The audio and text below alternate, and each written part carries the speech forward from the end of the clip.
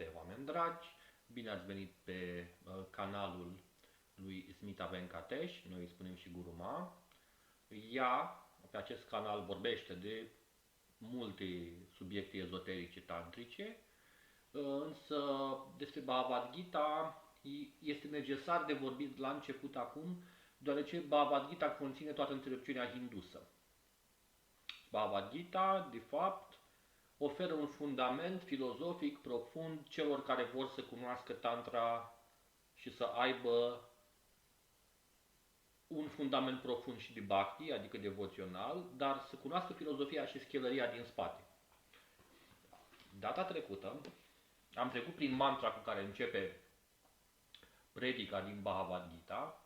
Bhagavad Gita am spus că este un subcapitol al Mahabharatei și sunt învățăturile date de Krishna, încarnarea lui Dumnezeu, lui Arjuna, prietenul său drag, înainte de marea bătălie de la Kurukshetra. Și am trecut în revistă semnificația mantrei, puteți să le vedeți. Și în același timp am vorbit despre cele 5 stări de devoțiuni, devot în stare neutră sau pasivă, slujire activă, devot în stare de prietenie, devot ca părinte și devot în relație conjugală. Adică relația dintre Shiva și Shakti sau dintre Krishna și Radha. O relație conjugală divină, care, repet, este profund dharmică și nu are nicio conotație erotică. În hinduismul, în Sanatana Dharma clasică și tradițională, nu avem conotațiile erotice pe care vestul le dă în mod foarte greșit tantrei. Aici se merge chiar pe respectarea regulilor la un nivel destul de înalt. Așa că am făcut o scurtă trecere în revistă. Vă rog să reveniți la videoul numărul 1. Smita Ma întotdeauna începe cu mantra de la început, în care se invocă parampara, devoțiunea față de maestri și devoțiunea față de devoții lui Dumnezeu, nu doar față de Dumnezeu, ci și față de devoții lui Dumnezeu. Mantra începe iarăși așa, v-am explicat foarte frumos data trecută ce înseamnă acea mantră, revenim asupra mantrei imediat și continuăm cu discursul și cu explicația Bhagavad Gitei la cameră pentru voi. Om, ajnanatimira dhashya, jnana jnana shalakaya, chakshurun militam yena, tasmai shri guruve namaha, shri chaitanya mano bhishtam, shtha pitam yena bhutale, zvayam rupaha kada mahayam, dadati zva padantikam. Vandeham Shri Guru Shri Yuta Pada Kamalam Shri Gurun Vaishnavams Cha Shri Rupam Sagarajatam Saha Gana Raghunathan Vitam Tam Sajivam Saadvi Vaitam Saavadhutam Parijana Sahitam Krishna Chaitanya Devam Shri Radha Krishna Padan Saha Gana Lalita Shri Vishakhan Vitamscha. He Krishna Karuna Sindho Dina Bando Jagatpate Gopesha Gopika Kanta Radha Kanta Namostute. Tapta Chanka Gaurangi Radhe Vrunda Vaneshvari Vrishabhanu Sute Devi Pranamani Haripriye Vancha Kalpatara Bhayascha Kripa Sindhubhya Evacha Patitanam Bhavanebhyo Vaishnavebhyo Namo Namaha. Shri Krishna Chaitanya Prabhu Nityananda Shri Advaita Gadadhara Shri Vasadi Gaura Bhakta Vrinda. Hare Krishna, Krishna Krishna, Hare Hare, Hare Rama, Rama Rama, Hare Hare. Și se încheie cu Mahamantra. Sunt două versiuni de Mahamantra, așa cum v-am spus. Și această Mahamantra este Mahamantra cea mai eficientă în Kali Yuga. Sunt foarte multe motive pentru care asta este adevărat și vom intra și în aceste motive pentru studenții interesați de mai încolo, al lui Smita Ma. Deci eu nu sunt aici învățătorul dumneavoastră, eu sunt doar cineva care reprezintă în limba română învățăturile unui învățător. Ok? Deci sunt un foarte mic mesager. Și continuăm cu învățătura. Deci cele 5 tipuri de devoțiune au fost explicate. Prima mantră invocă parampara maestri și devoțiunea față de acești maestri. Maestrii de la noi până înapoi la Krishna. Deci se invocă o linie neîntreruptă de maestri. Și acum continuăm să citim de aici. Eu o să vă explic la cameră încet fiecare aspect.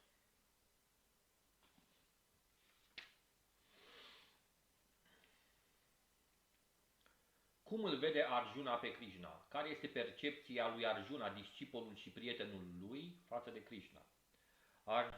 Arjuna Uvacha Param Brahma Param Dhama Pavitram Paramam Bhavan Purusham Shashvatam Divyam Adi Devam Ajam Vibhuhum Ahuštvam Rishaya Sarve Devashir Naradastatha Asito Devalo Vyashaha Svayam Chaiva Bravashi Me Sarvame Tadritam Manye Yan Maam Vadasi Keshava Nahite Bhagavan Vyaktim Vidur Deva Na Dana Vaha.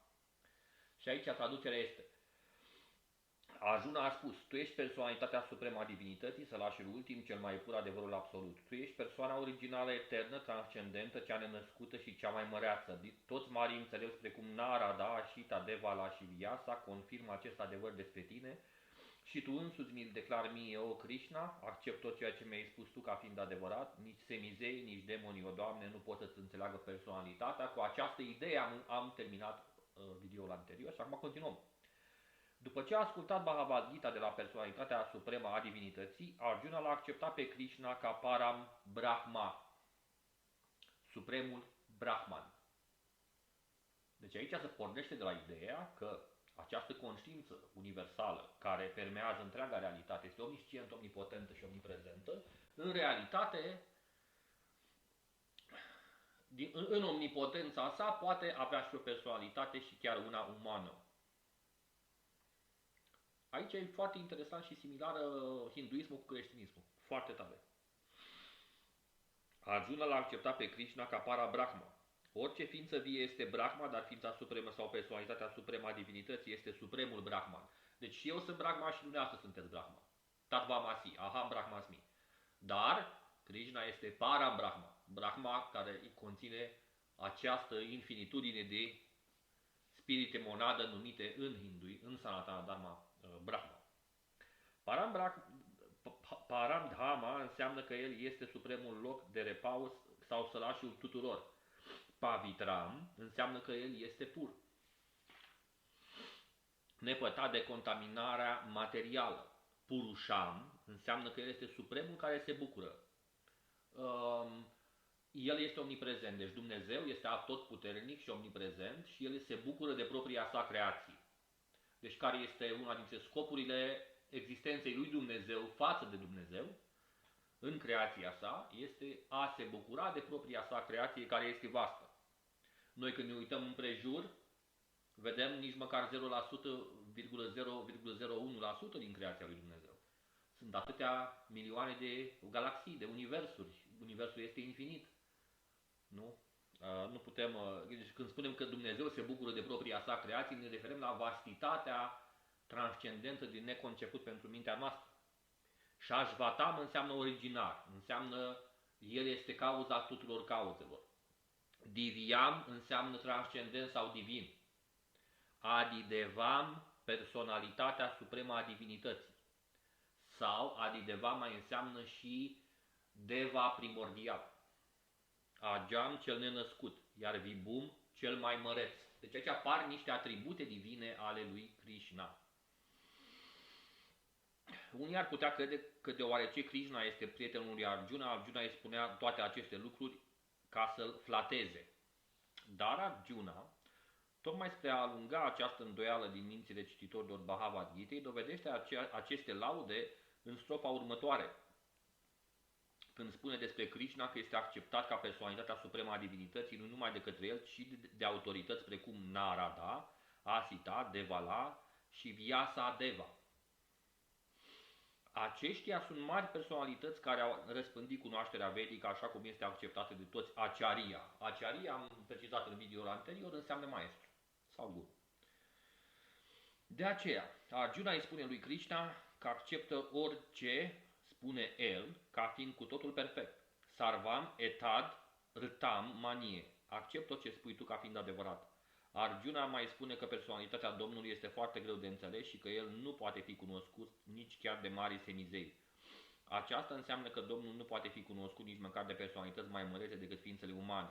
Deci cum oare ar putea o ființă umană să-L înțeleagă pe Domnul Shri Krishna fără a deveni devotul său? Deci, Bhagavad Gita trebuie abordat într-un spirit de devoțiune. Omul nu trebuie să se creadă egoul lui Krishna, omul nu trebuie să se creadă egalul lui Krishna. Aici e foarte interesant. Și nici să creadă că, virgulă, Krishna este o personalitate oarecare sau chiar o mare personalitate. Deci ce vorbim despre personalitatea divină absolută.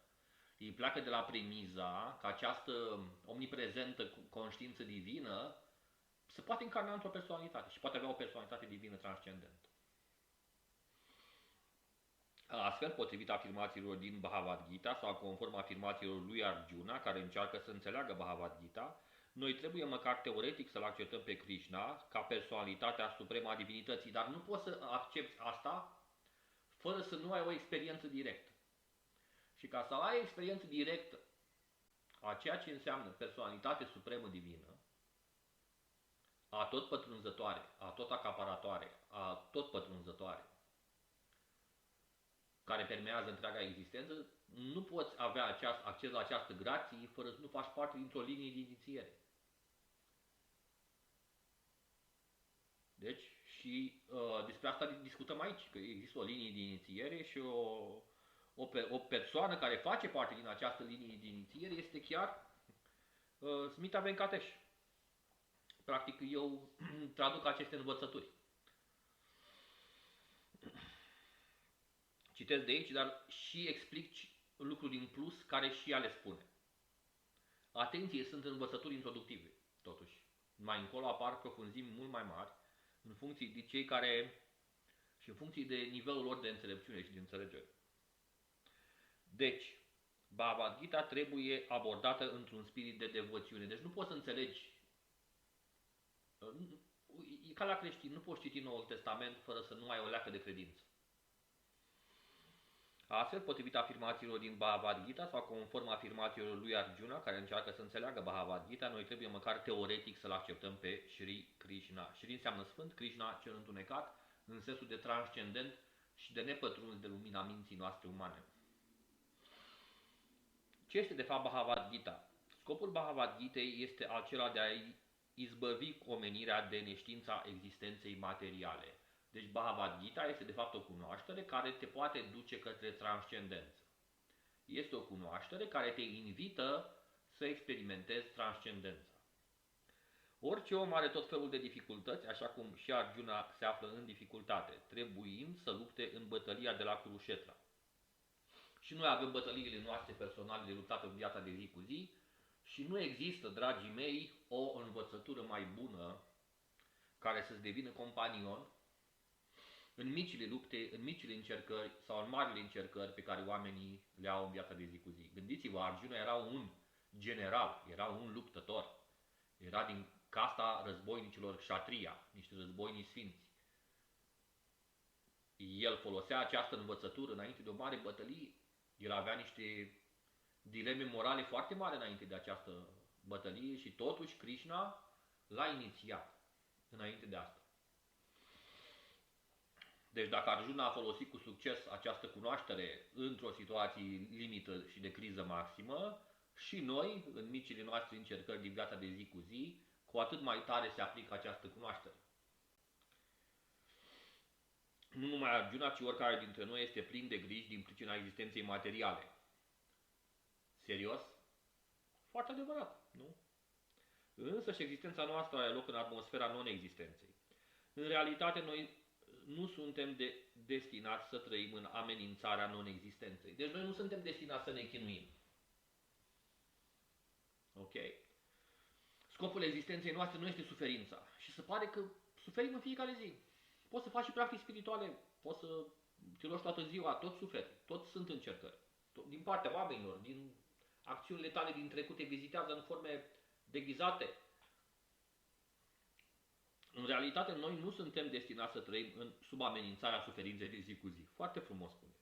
Dintre atât de multe ființe umane care suferă, doar câțiva își pun în mod real întrebări asupra poziției lor, asupra ceea ce sunt, de ce sunt puși în această poziție incomodă și așa mai departe. Deci, trebuie să ne punem întrebările clasice, dar din perspectivă spirituală, ca și practicant spiritual de data asta, cine sunt, care e scopul vieții mele, unde se îndreaptă viața mea. Viața umană începe atunci când în mintea cuiva se deșteaptă acest tip de întrebare. În Brahma Sutra, această întrebare se cheamă Brahma Jijnasa, Athato Brahma Jijnasa.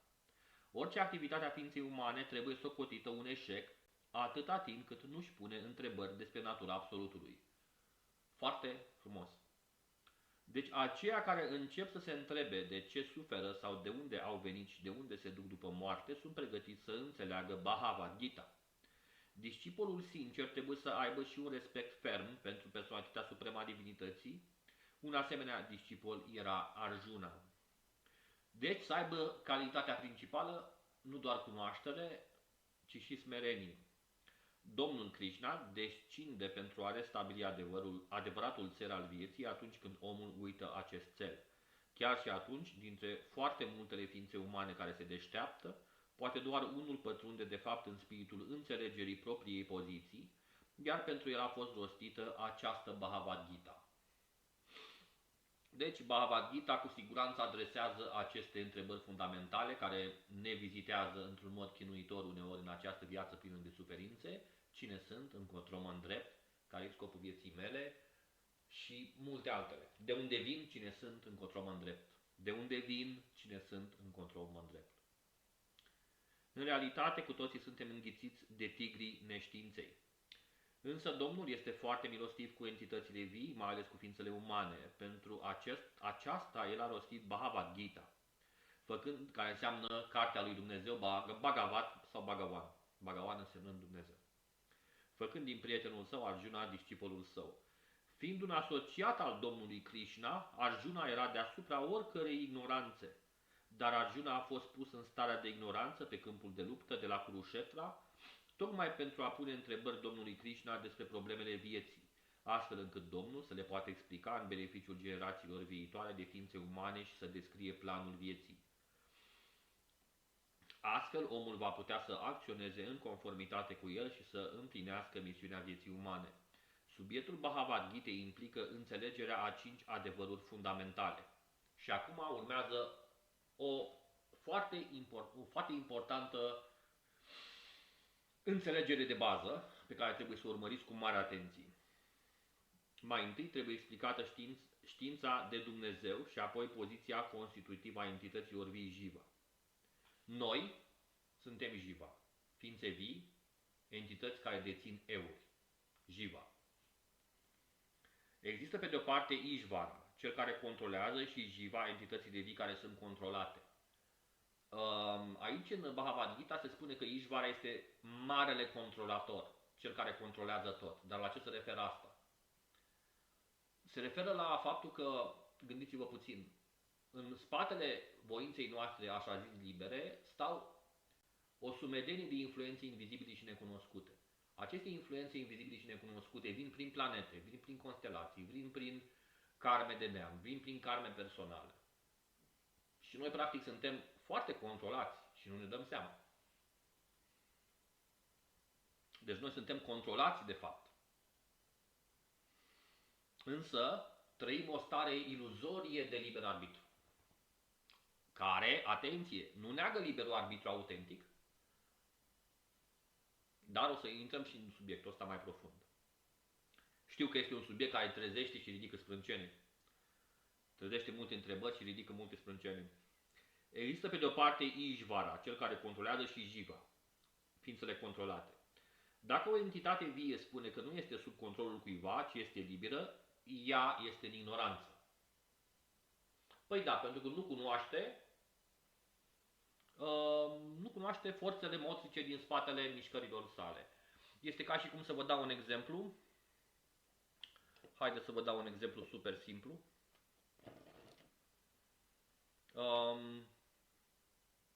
Să spunem că eu iau această unghieră, o arunc în aer și ea în aer se duce până jos. Coboară până jos. Dacă această unghieră ar avea, i s-ar da conștiință de sine la jumatea drumului înapoi spre jos, ea va crede despre sine că este complet liberă și că toate acțiunile ei de până atinge podeaua sunt libere. Deci, necunoscând forța motrice din spate, ne credem liberi. Adevărata libertate începe după ce am recunoscut că nu suntem liberi. Și este un prim act de libertate faptul că ne dăm seama.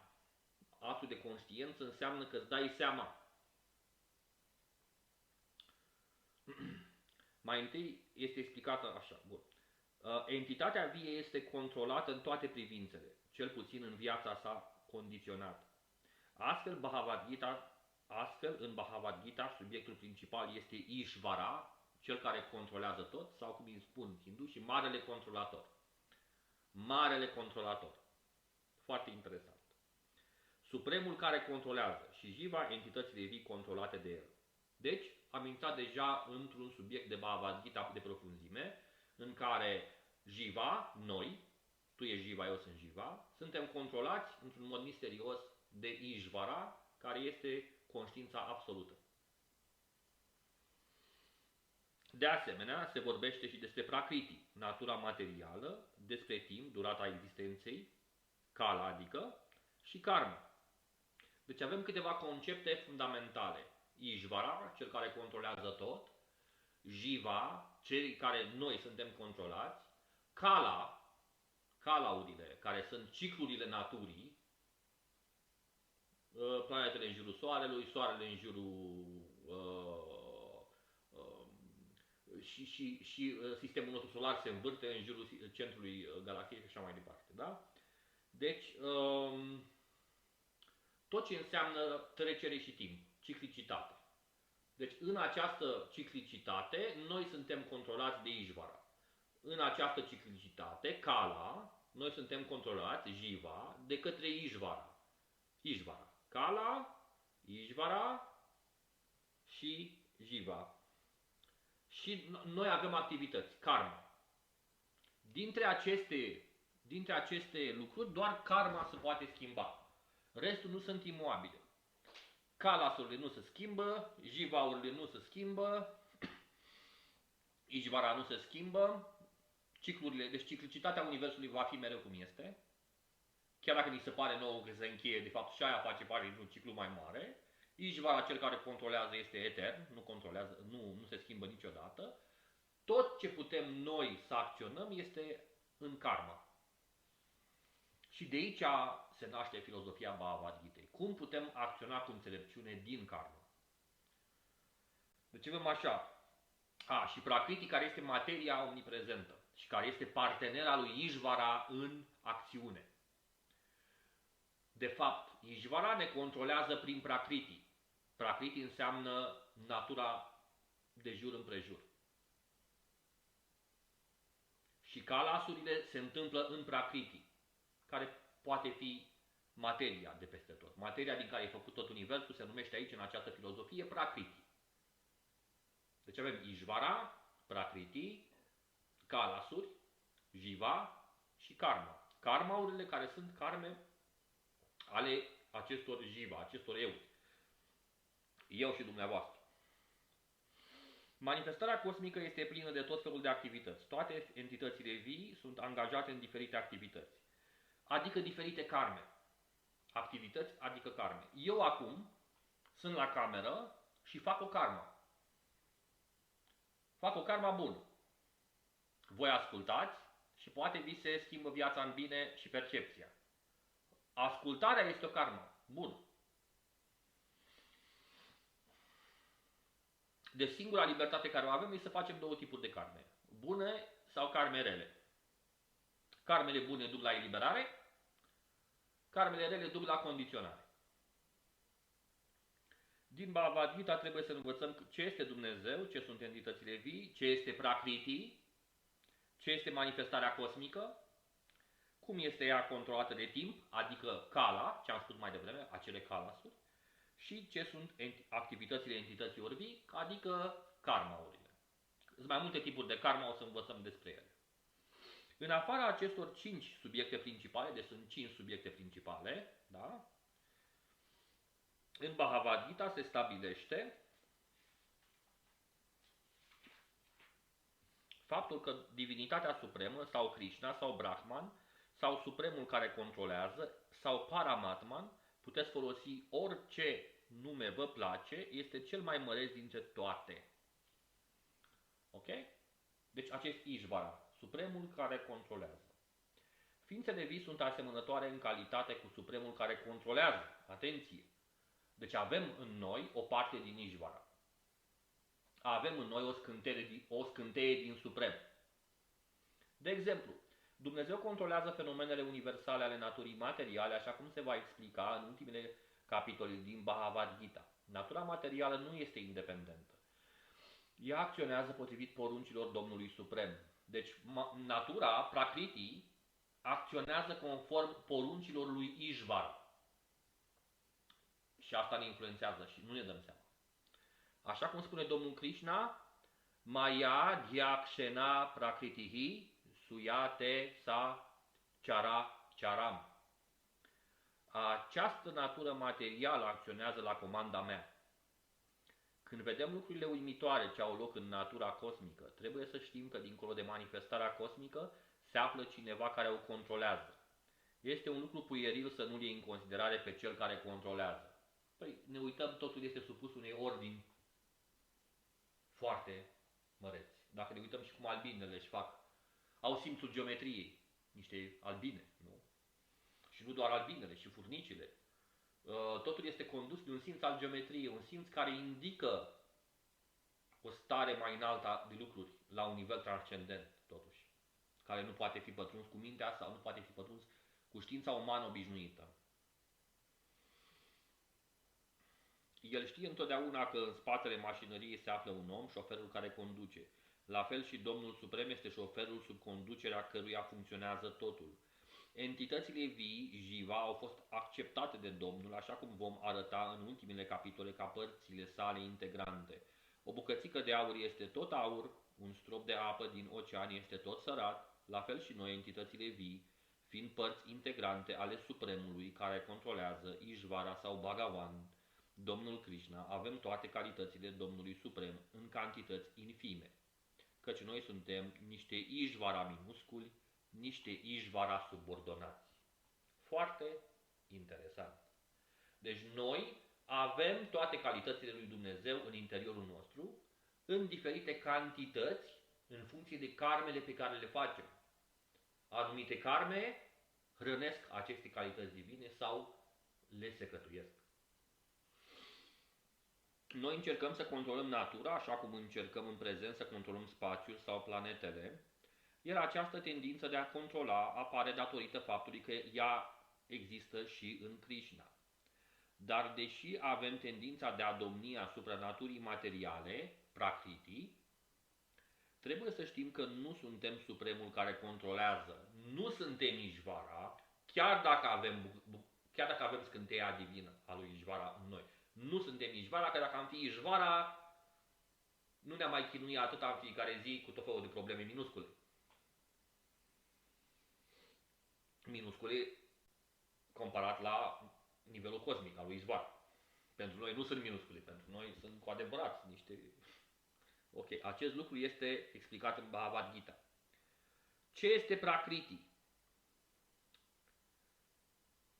Acest lucru este explicat de asemenea în Gita ca Prakriti de tip inferior sau natură inferioară sau entitatea vie care este explicată ca fiind Prakriti de tip superior.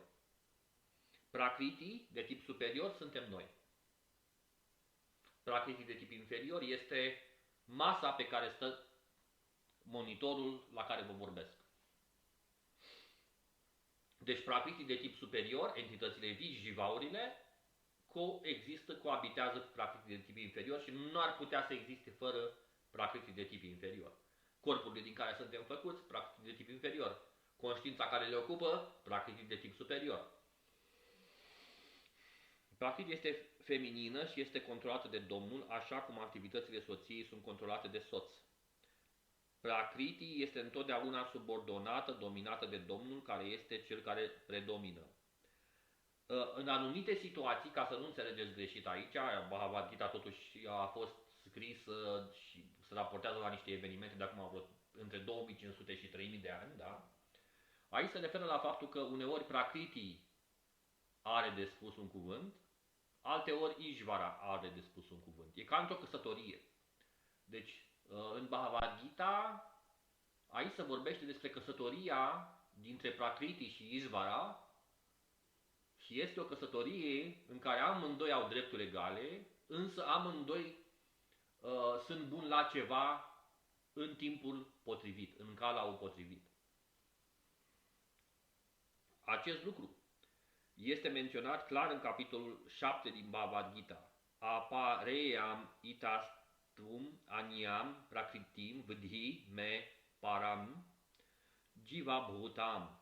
Această natură materială este o prakriti a mea de tip inferior, dar dincolo de ea se află o altă prakriti, jiva bhutam, entitatea vie. Deci noi suntem jiva bhutam.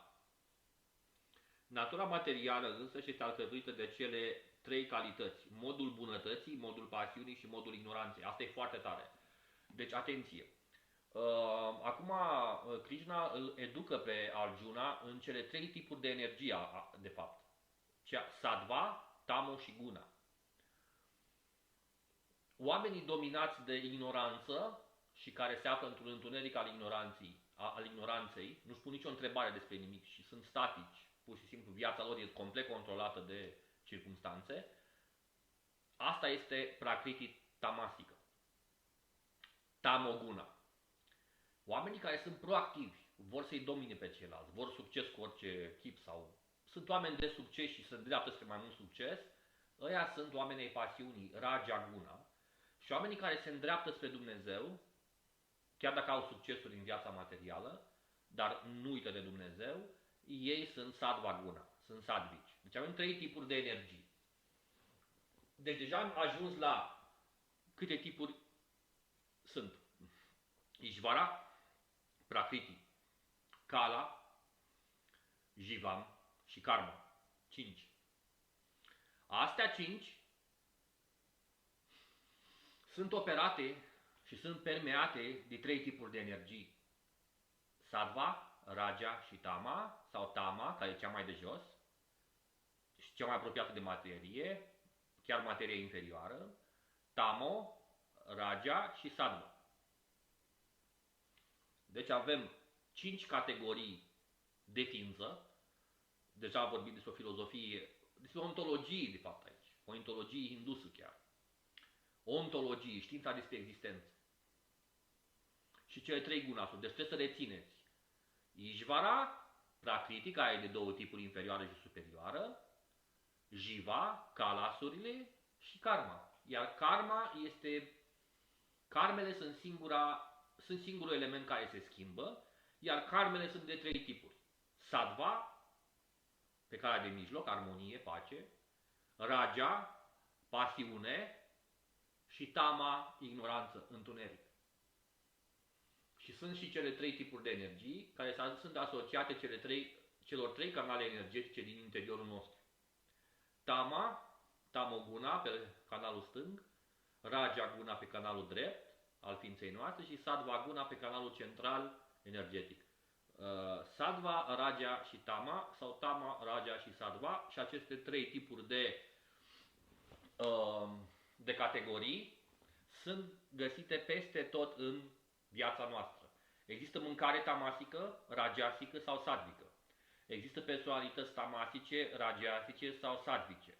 Există civilizații și popoare și națiuni tamasice, rajasice sau sattvice. Există feluri de a vorbi tamasice, rajasice sau sattvice. Ai această cheie. Și odată ce te-ai conectat la această cheie și folosești acest fel de a vedea lucrurile, când te uiți la lucruri prin intermediul înțelegerii celor trei tipuri de energii, sattva, raja și tama, ai apucat înțelepciunea de cap, cum s-ar spune, și nu-i mai dai drumul. Călărești calul înțelepciunii, cum s-ar spune. Deci, hai să revenim iarăși, Ishvara, Domnul Suprem, Jiva, entitatea vie, Prakriti, de două tipuri, inferioară-superioară, Prakriti, natura, materia, Kala, timpul etern, dar Kala mai înseamnă și ciclu aici, da? Cum e primăvară, vară și așa mai departe, și Karma, activitate. Sunt toate explicate în Bhagavad Gita. Dintre acestea cinci, Domnul, entitățile vii, natura materială și timpul sunt eterne, manifestarea lui Prakriti poate fi temporară, dar nu este falsă. Unii filozofi spun că manifestarea naturii materiale este falsă, dar potrivit filozofiei din Bhagavad Gita este conform filozofiei adepților Vaishnava. Doamna și maestra Smita Venkatesh face parte dintr-o linie de inițiere Vaishnava, adică el venerează pe Vishnu.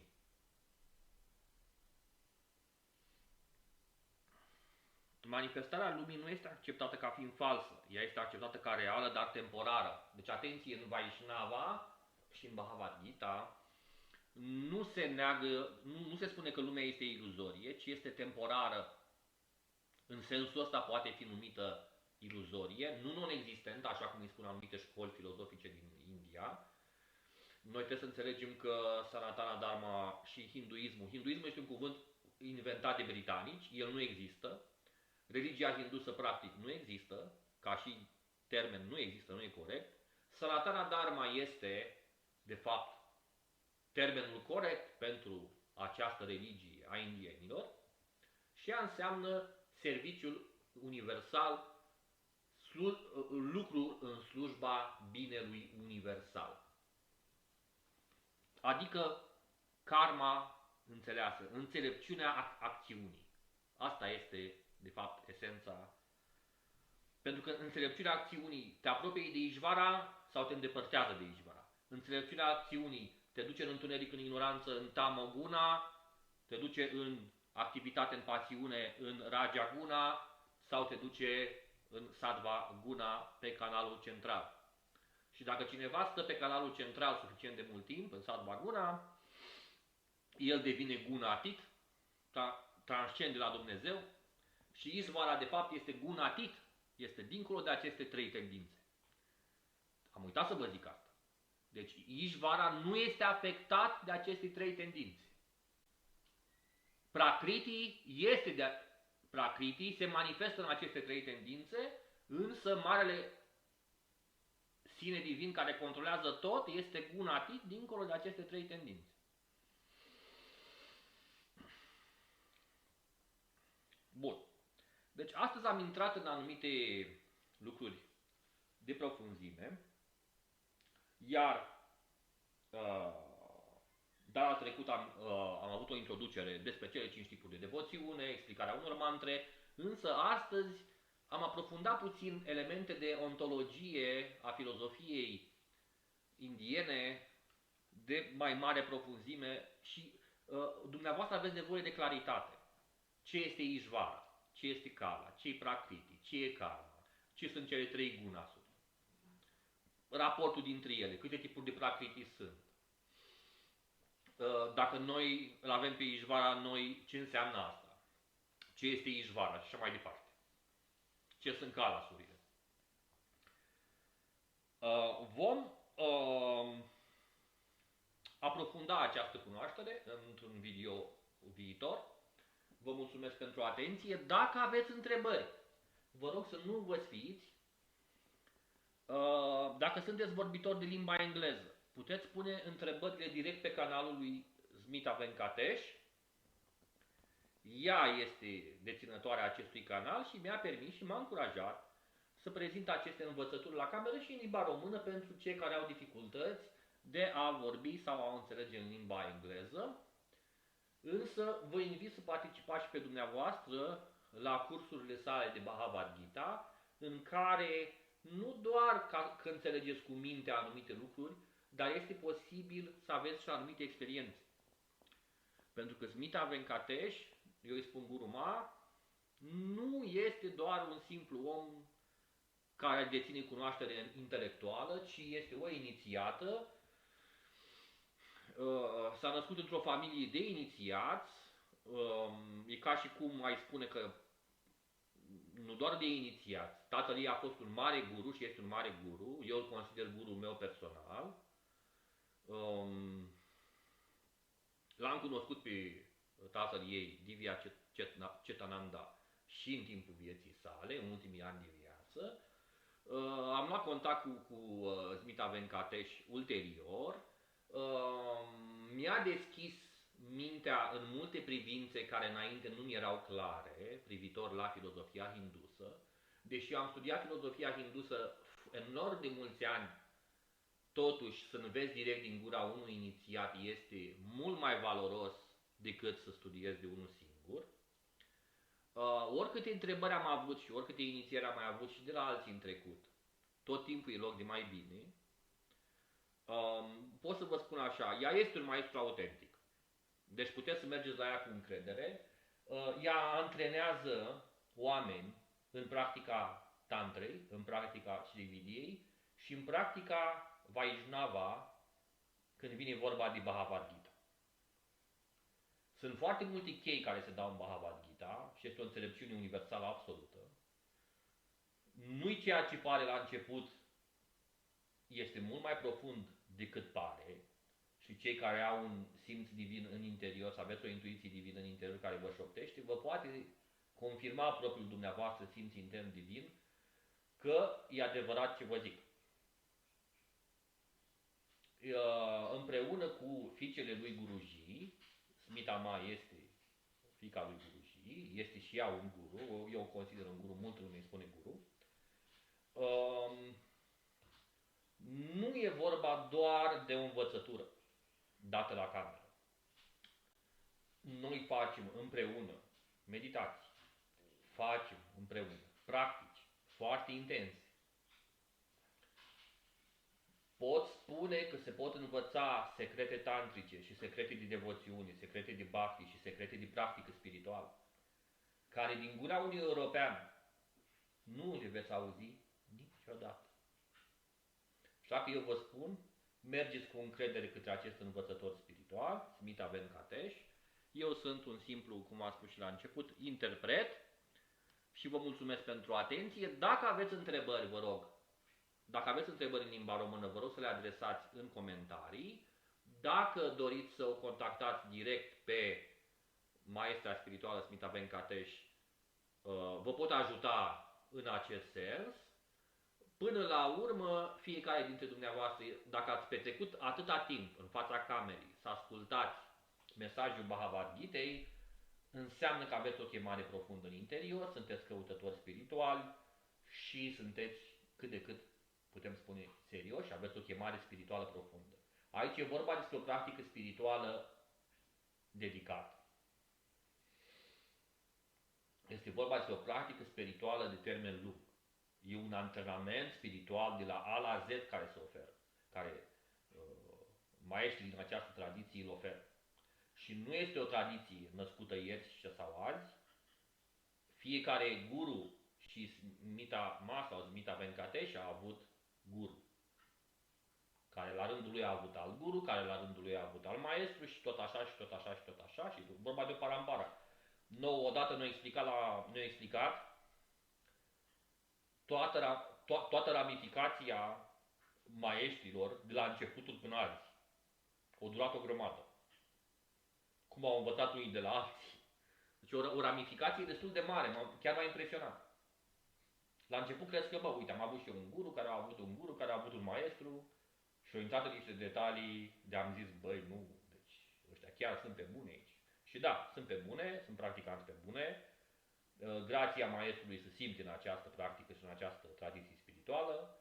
Eu vă invit să o gustați și dumneavoastră.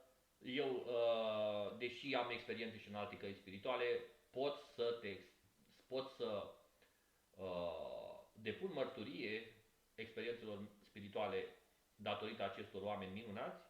Foarte curați la suflet sunt acești oameni, foarte inocenți, au o dragoste de Dumnezeu greu de înțeles pentru noi, cei din vest, chiar și greu de înțeles pentru creștini, îndrăznesc să zic.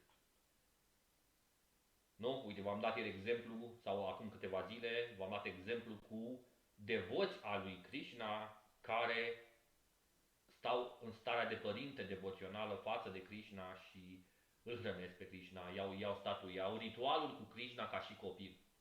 Noi știm de Iisus Hristos ca și prunc al Fecioarei Maria, dar nu avem practici extinse sau dedicate doar pe asta. Ei bine, în tradiția lor există și am aflat recent asta, pot să spun că și eu am învățat chestii, lucruri recente, chiar surprinzător, că există acest tip de devoțiune și cale.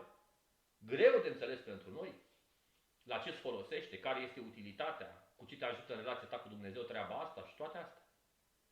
La aceste întrebări se poate răspunde și sunt răspunsuri foarte profunde. Desigur, în Bhagavad Gita se vorbește despre pranayama, despre cele 8 tipuri de yoga, raja yoga și așa mai departe, asana, pranayama și așa mai departe. Ajungem și acolo. Dar ca să înțelegem practicile, trebuie să înțelegem conceptele filozofice din spate. Ok? Și cu asta fiind spuse, vă urez toate cele bune și să ne vedem cu bine la următorul episod.